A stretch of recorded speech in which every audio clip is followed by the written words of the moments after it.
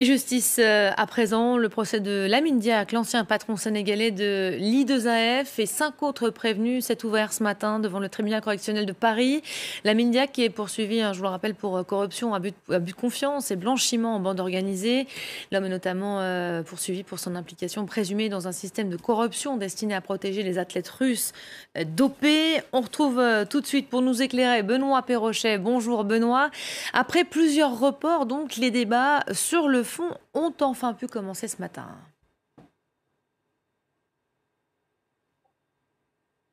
Ouais, et pour comprendre ce qui va se jouer jusqu'à jeudi devant la 32e chambre correctionnelle du tribunal de Paris, il faut remonter au début des années 2010. À ce moment-là, une vingtaine d'athlètes russes sont soupçonnés de dopage. Ça tombe mal puisque la Russie s'apprête à devenir l'épicentre des grandes compétitions internationales.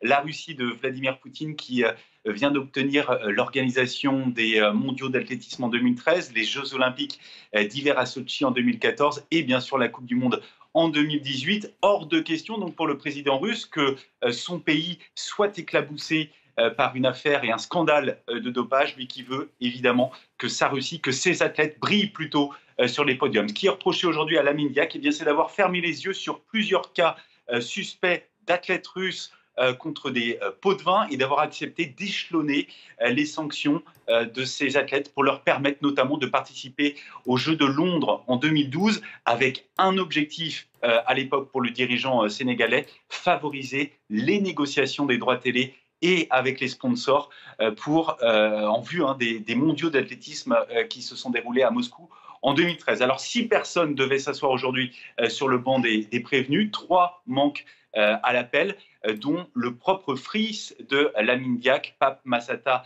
Diack, qui a toujours refusé de répondre aux appels de la justice française. C'est l'ancien conseiller marketing de la Fédération internationale. Il aurait détourné lui aussi des millions d'euros à son propre profit. C'est donc un procès hors norme qui s'est ouvert ce matin, le procès des dérives de la gouvernance du sport.